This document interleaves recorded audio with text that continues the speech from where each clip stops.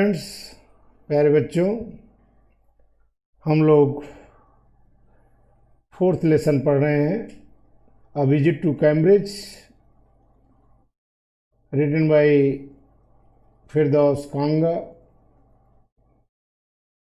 कल हम लोगों ने लास्ट बचे हुए पैराग्राफ्स की रीडिंग की थी, उसकी वर्ड मीनिंग को पढ़ा था। आज हम लोग उस बचे हुए जो अंतिम पैराग्राफ्स हैं उनके अर्थ को समझेंगे, उनके भाव को समझेंगे। इसके बाद उस पे जो प्रश्न हैं, कम्प्रिहेंशन क्वेश्चंस, एक्सरसाइजेज, उसको हम लोग करेंगे। तो सीधे हम लोग पाठ पर आते हैं। कल जहाँ तक हम लोगों ने पढ़ा था उससे आगे, अर्थात जो कल रीडिंग की थी उसी को हम लोग आगे उसका अर्थ पढ़ते हैं। Every time I shifted in my chair और turn my wrist to watch the time. Every time I shifted, every time का मतलब प्रत्येक बार, हर बार। I shifted in my chair, shift करना माने इधर उधर हिलते डुलते रहना। मैं अपनी कुर्सी में अपनी स्थिति को बदल रहा था, अर्थात अपने शरीर को मूवमेंट दे रहा था। Every time I shifted in my chair, मैं अपनी कुर्सी में अपनी स्थिति को बदल रहा था, हिलडुल रहा था। और turn my wrist to watch the time, और अपनी कलाई को घुमाकर समय देख रहा था।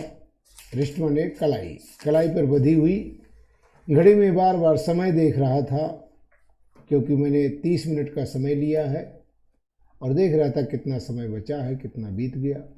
I wanted to make every one of our 30 minutes count, मैं 30 मिनट जो मुझे समय मिला था उस 30 मिनट के हर मिनट को इस्तेमाल करना चाहता था। I wanted to make every one of our 30 minutes count, मैंने 30 मिनट्स के हर एक मिनट को, हर एक पल को मैं उसको इस्तेमाल करना चाहता था, उसका उपयोग करना चाहता था, उसका फायदा उठाना चाहता था। I felt a huge relief and exhilaration in the possibilities of my body, मुझे अपने शरीर की संभावनाओं के बारे में जानकर बहुत अधिक सुकून और रोमांच की प्राप्ति हो रही थी। आई felt a huge relief, huge माने होता है विशाल, बहुत ज़्यादा। रिलीफ माने होता है आत्मसंतुष्टि, एक तरीके से सुकून। मुझे एक बहुत बड़ा सुकून प्राप्त हो रहा था। एंड एक्हिलरेशन, कल मैंने आप लोगों को बताया, एक्हिलरेशन माने रोमांच, रोए जिसे कांपने लगना, अर्थात रोए खड़े हो जाना। And exhilaration in possibilities of my body, अपनी शरीर की संभावनाओं को जानकर कि मेरी शरीर भी जो है कितना मजबूत है, कितना मैं कमज़ोर हूँ, मैं भी खुद अपंग हूँ। अपने शरीर की ताकत को, अपने शरीर की संभावनाओं के बारे में जानकर मुझे बहुत ही अधिक सुकून और रोमांच मिल रहा था। How little it mattered then that I would never walk or even stand, यह बिल्कुल भी मेरे लिए मायने नहीं रखता था। मैटर माने मायने रखना, मतलब रखना उसका। हाउ लिटिल इट मैटर, यह बिल्कुल भी मेरे लिए मायने नहीं रखता था कि मैं कभी चल या खड़ा नहीं हो पाऊंगा। आई would never walk or even stand, मैं भी नहीं चल पाऊंगा और यहाँ तक कि खड़ा भी नहीं हो पाऊंगा, ये मेरे लिए मायने नहीं रखता था, इसका मेरे लिए कोई मतलब नहीं था। I told him how he had been, क्योंकि मेरे शरीर भले कमजोर हो, लेकिन मेरी आत्मा, मेरा मन, मेरी जो है आत्मबल जो मेरे अंदर था वो बहुत मुझे मजबूती दे रहा था। मेरा आत्मबल बहुत ऊंचा था। भले मैं शारीरिक रूप से कमजोर था। I told him how he had been an inspiration beyond cliche for me and surely for others. Did that thought help him?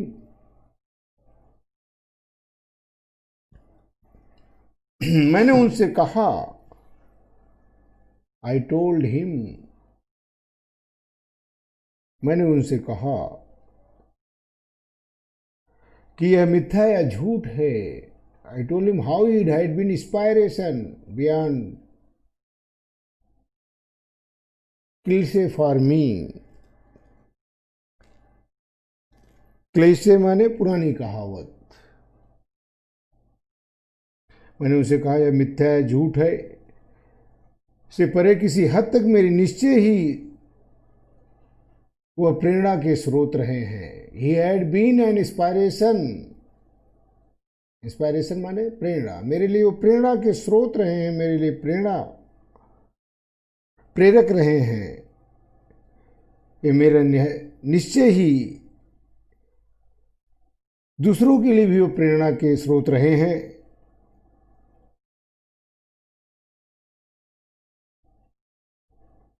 निश्चित रूप से। And for others did that thought help him? क्या यह विचार उनके किसी मतलब का था? अर्थात जैसा कि मैं सोचता था कि मेरे लिए और दूसरों के लिए भी वे प्रेरणा के स्रोत रहे हैं, हम लोग उनसे प्रेरणा ले सकते हैं, क्या यह विचार उनके लिए किसी मतलब का था? अर्थात इससे उन पर कोई प्रभाव पड़ता था? नो, ही सेड, उन्होंने उत्तर दिया नहीं, उन्होंने कहा नहीं। And I thought how foolish I was to ask, और मैंने सोचा कि मैं कितना बेवकूफ था कि मैंने ऐसा सवाल किया। When our body is claustrophobic room and the walls are growing narrower day by day, when your body, जब आपका शरीर क्लैस्ट्रोफोबिक का मतलब होता है छोटे बंद स्थानों में, जिस प्रकार से आप किसी एक बंद कमरे में, छोटे से कमरे में आपको रख दिया जाए तो आप भयभीत होंगे, आपको डर लगता है, तो उसी प्रकार से छोटे बंद कमरे या छोटे बंद स्थान की तरह भयभीत करने वाले, जब आपका शरीर एक मंद और निर्जन कमरे की तरह हो, अर्थात आप हिलडुल नहीं सकते हैं, आप चल फिर नहीं सकते हैं, एक ढेर की तरह, एक कमरे की तरह जो है, कमरे में जैसे बंद हो उस तरह से आपका शरीर हो। When your body is a claustrophobic room, जब आपका शरीर एक बंद और निर्जन कमरे की तरह है, और the walls are growing narrower by day, और जिसकी दीवारें लगातार और संकीर्ण हो रही हैं और सक्रिय हो रही हैं, सक्रिय होती जा रही हैं। It doesn't do much good to know that there are people outside smiling with admiration to see you breathing still. तो यह जानकर अधिक खुशी नहीं होती, यह जानकर और अधिक खुशी नहीं, doesn't do much good, much good माने खुशी होना, ये जानकर और अधिक खुशी नहीं होती कि बाहर के लोग आपको अभी भी जिंदा देखकर तारीफ के साथ मुस्कुरा रहे। बाहरी लोग, देखिए, it doesn't do much good to know, ये जानकर आप लोगों को, आपको और अधिक खुशी नहीं होती that there are people outside, कि बाहर के लोग smiling with admiration to see you still breathing still, अभी तक आप ब्रीथिंग स्टिल माने आप सांसें ले रहे हैं, अर्थात आप जीवित हैं, आपको जीवित देखकर, आपको जिंदा देखकर तारीफ के साथ मुस्कुरा रहे हैं, यह जानकर आपको कोई ज़्यादा खुशी नहीं होती। Is there any advice you can give, is there any advice you can give disabled people something that might help make life better. फिर मैंने उनसे कहा, क्या आपके पास अपंग लोगों के लिए कोई संदेश है, कोई सलाह है? क्या आपके पास अपंग लोगों के देने के लिए कोई सलाह है, मशविरा है? समथिंग दैट, कुछ ऐसा जिससे जिंदगी को और अच्छा बनाया जा सके, अर्थात और विकलांगों के लिए और अन्य लोगों के लिए क्या आपकी तरफ से कोई सलाह या मशविरा या संदेश है जिससे उनका जीवन और अच्छा हो सके और उनके जीवन को अच्छा बनाया जा सके? ऐसा कोई आपके लिए, आपके पास उनके लिए कोई मैसेज है, संदेश है, कोई सलाह है? उन्होंने कहा, they should concentrate on what they are good eight.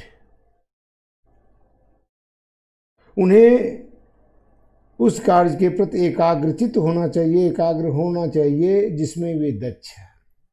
एकमात्र सलाह है, दे शुड कंसंट्रेट, उन पर, उन्हें, उन लोगों को जिस क्षेत्र में वे अच्छे हैं, जो भी क्षेत्र हो, जिस क्षेत्र में वे अच्छा कर सकते हैं, जिसमें उन्हें अपने आप को अच्छा साबित कर सकते हैं, उन्हें उस कार्य में, उस क्षेत्र में अपने आप को कंसंट्रेट करना चाहिए, अर्थात उन्हें एकाग्रचित होना चाहिए, एकाग्र मन से लग जाना चाहिए।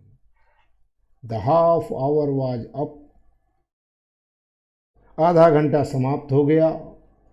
I think I have annoyed you enough, मुझे लगता है कि मैंने आपको काफ़ी परेशान किया। I said grinning, thank you for, grinning माने मुस्कुराते हुए, हंसते हुए। आई सेड ग्रीनिंग, मैं मुस्कुराते हुए उनसे कहा कि मैंने आपको बहुत ज़्यादा परेशान किया। आधा घंटा समय बीत गया और फिर मैंने मुस्कुराते हुए उनसे कहा कि मैंने आपको बहुत तकलीफ़ दी, बहुत ज़्यादा आपको परेशान किया। थैंक यू फॉर, धन्यवाद के लिए, thank you for all dot dot dot है, अर्थात आपको बहुत बहुत धन्यवाद। आई touched his shoulder and wheeled out into summer evening, मैंने उनके कंधे को छुआ और गर्मियों की शाम के वक्त मुड़कर वापस चला गया, अर्थात मैंने उनके कंधे को सहला करके अपनी व्हील चेयर में बैठा हुआ उस गर्मी की शाम में वहाँ से निकल गया, वहाँ से चल पड़ा। इस प्रकार हम लोगों ने पूरा पाठ पढ़ा। दो विकलांग व्यक्ति कैसे एक दूसरे से मिलते हैं, एक दूसरे की भावनाओं के साथ आपस में एक दूसरे के विचारों का आदान प्रदान करते हैं, बाहरी दुनिया से अपने आप को कैसे वो अलग समझते हैं और जिस क्षेत्र में वे ग्रेट हैं, महान हैं, जिसमें वो दक्ष हैं, और लोगों के लिए, ऐसे अन्य लोगों के लिए, विकलांगों के लिए वो क्या संदेश देना चाहते हैं, ये सब हम लोगों ने पढ़ा। और कल से हम लोग जो है इस पर जो कॉम्प्रिहेंशन क्वेश्चंस हैं, एक्सरसाइजेज हैं, वो करेंगे। Thank you, all the best. Okay.